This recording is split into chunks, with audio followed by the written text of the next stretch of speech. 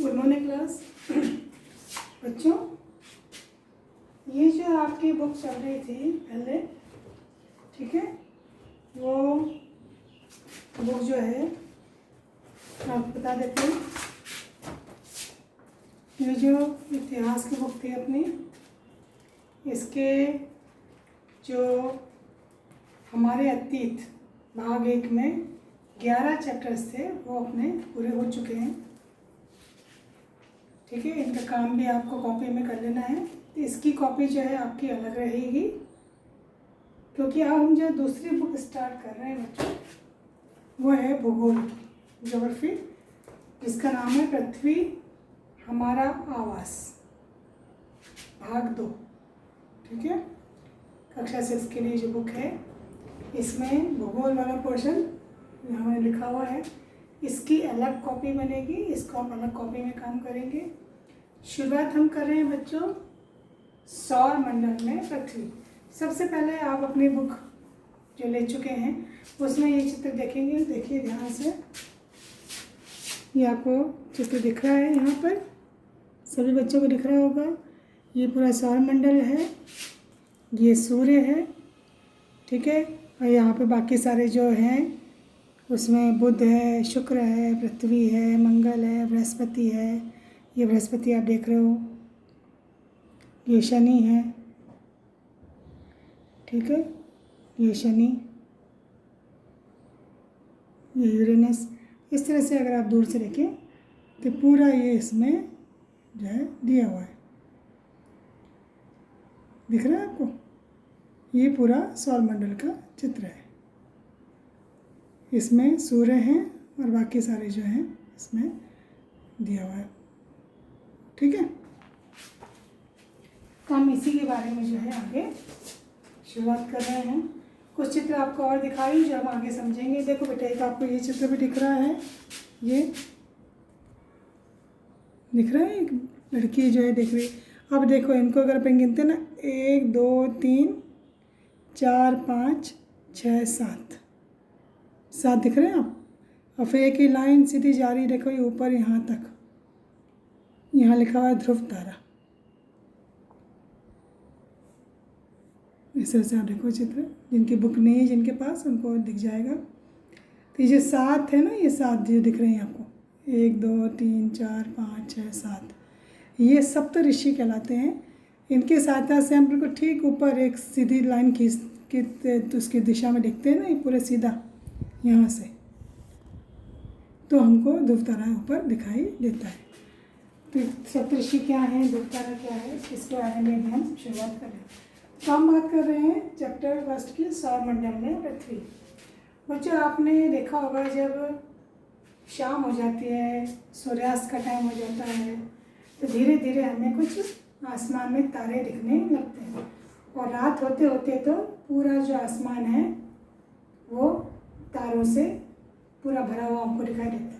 अगर आसमान साफ है तो हमको पूरा दिखाई देता है। कई बार क्या होता है, बादल भी आ जाते हैं, तो कई बार हमें वो क्लियर जो है वो नहीं दिखता। तो टिमटिमाते हुए जो है हमको कई तारे यहाँ पर दिखाई देते हैं। तो ऐसा लगता है, कभी आप जो है देखते होंगे रात में छत पे जाके देखें या कभी अपने घर के आंगन से, तो ऐसा लगता है सभी हीरे जड़े हुए, बहुत सुंदर दृश्य जो है वो दिखाई देता है, एकदम नीला आसमान, और उसमें ये हीरे जैसे टिमटिमाते हुए प्रतीत होते हैं।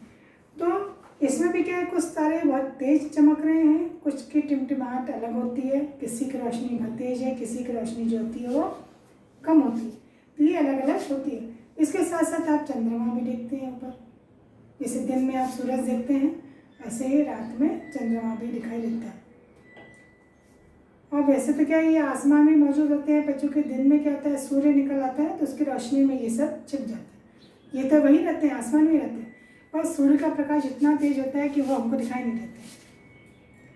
फिर कई बार आपने ऐसा भी देखा होगा कि सूर्य डूब रहा है, पर डूबते डूबते हमको चंद्रमा भी दिखने लगता है, मतलब वो तो पहले से मौजूद है। तो ये सब चीज़ें जो है हमको आसमान में दिखाई देती हैं। तो अब ये जो चंद्रमा है, इसको भी अगर आप देखते हैं, ठीक है, तो कभी आपको वो बहुत छोटा दिखाई देता है आकार में, ठीक है, एक इस तरह से आकार दिखता है उसका, इस तरह से ऐसे, ठीक है, कभी पूरा गोल दिखाई देता है, और कभी तो गायब भी हो जाता है। ये क्या है, ये बच्चों चंद्रमा की कलाएं कहलाती हैं। वो भी अपन पढ़ेंगे। अपन उससे पहले पढ़ रहे हैं बच्चे ग्रह। ग्रह क्या होते हैं, तारे क्या होते हैं, सूर्य क्या है, ठीक है, पृथ्वी की क्या स्थिति है, खगोलीय पिंड किसे कहते हैं, फिर जो मैंने आपको ये सप्तऋषि के बारे में बताया ये क्या है। तो ये जो खगोलीय पिंड हैं जो आसमान में चमकते रहते हैं, ठीक है, इसमें सूर्य भी है, चंद्रमा भी है, या जो अन्य जो चीज़ें हैं जो आसमान में को दिखती हैं, ये सब खगोलीय पिंड कहलाते हैं, ठीक है। अब इनमें से क्या आता है कि जो खगोलीय पिंड हैं इनमें से कुछ का अपना प्रकाश और ऊष्मा नहीं होती। ये यहाँ पे हम बात कर रहे हैं ग्रह की। पृथ्वी जैसे ग्रह है तो कुछ खगोलीय पिंड ऐसे होते हैं जिनका कि अपना कोई प्रकाश नहीं होता, कोई ऊष्मा नहीं होती, वे तारों से प्रकाश लेते हैं, ठीक है। और ये जो इस तरह के जो पिंड होते हैं उनको कहते हैं ग्रह। और पृथ्वी भी जो है एक ग्रह है। इसके अलावा और भी ग्रह हैं, ठीक है। अब पृथ्वी जो है ये घूमती है, ठीक है। एक तो बच्चे जैसे पृथ्वी अपने आप में घूम रही है ऐसे एक ही जगह पर, जैसे आप एक ही जगह पर खड़े होकर के घूमते रहो, ठीक है। और एक आप घूमते घूमते किसी चीज़ की परिक्रमा लगाओ, इस तरह से गोल गोल घूमते हुए, मतलब एक तो आप अपनी जगह पे घूम रहे हो, ठीक है, ऐसे ऐसे, और अपनी जगह पे घूमते घूमते घूमते घूमते आप किसी के चक्कर लगा रहे हो। तो ये स्थिति पृथ्वी की हो जाती है कि पृथ्वी एक तो अपनी ही जगह पे घूम रही है, तो घूमती है, तो इससे बच्चों क्या होता है दिन और रात, क्योंकि जब पृथ्वी घूमती है, ठीक है, ये पृथ्वी है मान लीजिए, ठीक है ना, ये सूर्य है,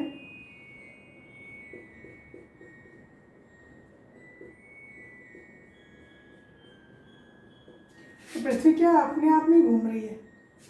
तो जो हिस्सा इसका सूर्य के सामने आ जाता है वहाँ तो हो जाता है दिन, ठीक है, और जो ये ऑपोजिट साइड में आ जाता है वहाँ हो जाती है रात। तो जो हिस्सा सामने आ रहा है वहाँ हो गया दिन, और जो ऑपोजिट में है वहाँ हो गया रात। फिर घूमते घूमते ये हिस्सा सामने आ जाता है तो यहाँ पे दिन हो जाएगा, और यहाँ वाले में क्या हो जाएगी रात। इसलिए एक समय पर अपने सवेरा हो जाता है और शाम होने पर जो है धीरे धीरे अंधकार होना शुरू हो जाता है, अंधेरा होना शुरू हो जाता है। तो इस तरह से पृथ्वी जो है सूर्य के चक्कर काटती है। तो एक इसकी जो खुद की गति होती है, जो रोटेशन हो रहा है इसका खुद का ही अपने आप में ये घूर्णन गति होती है, और एक जो सूर्य के चक्कर काट रही है तो ये परिभ्रमण गति जो होती है वो सूर्य के चक्कर काटने में आ जाती है। तो ये जो पृथ्वी है, ठीक है, इसके अंतर्गत जब अपन पृथ्वी में रहते हैं तो हम चंद्रमा को देखते हैं, ठीक है। तो चंद्रमा जो भी मैंने बताया वो चंद्रमा कभी हमको पूरा दिखाई देता है, पूरा एकदम गोल आप दिखता है आपको बड़े रूप में। ये स्थिति कब आती है? पूर्णिमा के दिन। उस दिन अपन कहते हैं आज पूर्णिमा है, ठीक है, इसको कहते हैं पूर्ण चंद्र वाली रात। और एक दिन ऐसा होता है जिस दिन चंद्रमा गायब हो जाता है, क्योंकि उसके बाद फिर वो नए सिरे से शुरू होगा धीरे धीरे, फिर एक धीरे से एक छोटी सी आकृति दिखेगी, फिर बढ़ता जाता है, फिर वो पूरा बड़ा हो जाता है। तो जिस दिन वो गायब हो जाता है, क्योंकि अब नया चंद्रमा नई रोशनी से आएगा, तो नए चंद्रमा की रात जो होती है उसको कहते हैं अमावस्या। उस दिन अंधेरा हो जाता है, चंद्रमा की रोशनी भी धरती पर नहीं आती है, ये नए चंद्रमा की रात्रि कहलाती है।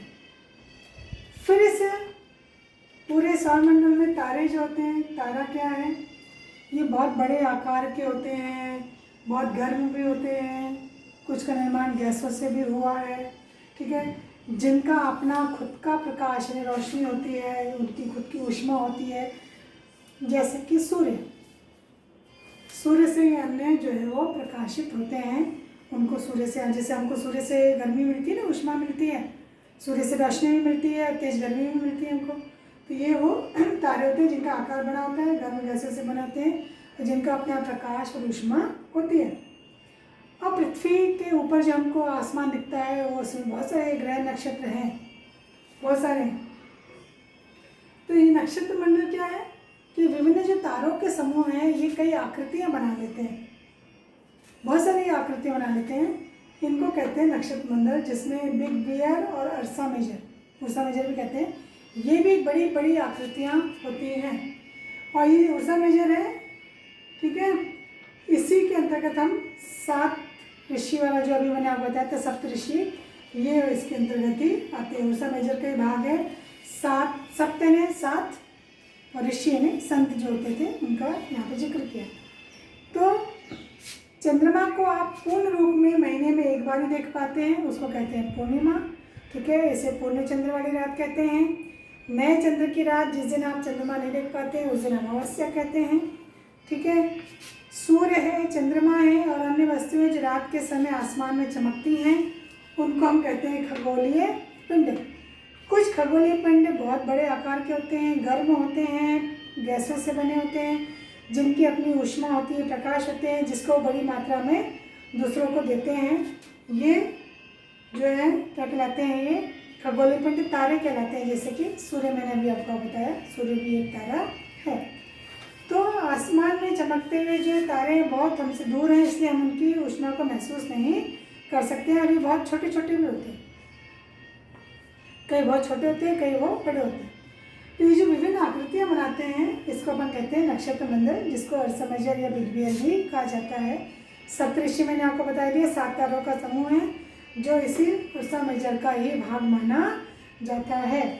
और कभी कभी आपने ध्रुव तारे की ओर भी अगर ध्यान दिया हो तो रात्रि में खासतौर पर जो समुद्री में जो जहाज में नाविक होते हैं, जो यात्रा करते हैं, वो कई बार समुद्र में दिशा का ज्ञान ध्रुव तारे से करते हैं। तो ये जो तारा होता है ये हमेशा ही बच्चों उत्तर की दिशा को बताता है। हमेशा ध्रुव तारा जो होता है उत्तर की दिशा में होता है, जिससे उत्तर की दिशा का पता चलता रहता है। और जो अभी मैंने आपको बताया सप्तऋषि के द्वारा भी हम इसकी स्थिति को देख सकते हैं। तो ये सप्तऋषि हैं, इनके द्वारा हम जो है ध्रुव तारे की स्थिति को देख सकते हैं, क्योंकि एक ही जगह स्थिर होता है और ये हमेशा उत्तर दिशा बनाता है। तो अगर सप्तऋषि मंडल से हम इस तरह का एक संकेतक चित्र बनाएं, एक काल्पनिक रेखा खींचें, तो ये सीधे ऊपर कहाँ तक जाती है, ध्रुव तारा तक इंगित करती है।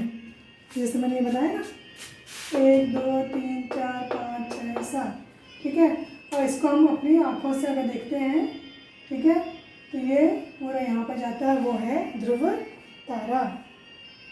और फिर कुछ खगोलीय पिंड जिनका अपना प्रकाश, अपनी ऊर्जा, अपनी ऊष्मा नहीं होती है, वो क्या कहलाते हैं, ग्रह कहलाते हैं, ठीक है। पृथ्वी जिस पर हम रहते हैं वो भी एक ग्रह है और ये अपना प्रकाश, ऊष्मा किससे प्राप्त करती है, सूर्य से प्राप्त करती है। और पृथ्वी से सबसे नज़दीक तारा जो है वो है चंद्रमा, ठीक है। जो आपने देखा होगा चंद्रमा रात को जो है चमकता हुआ दिखाई देता है, इससे हमको एक शीतलता, ठंडक का एहसास होता है।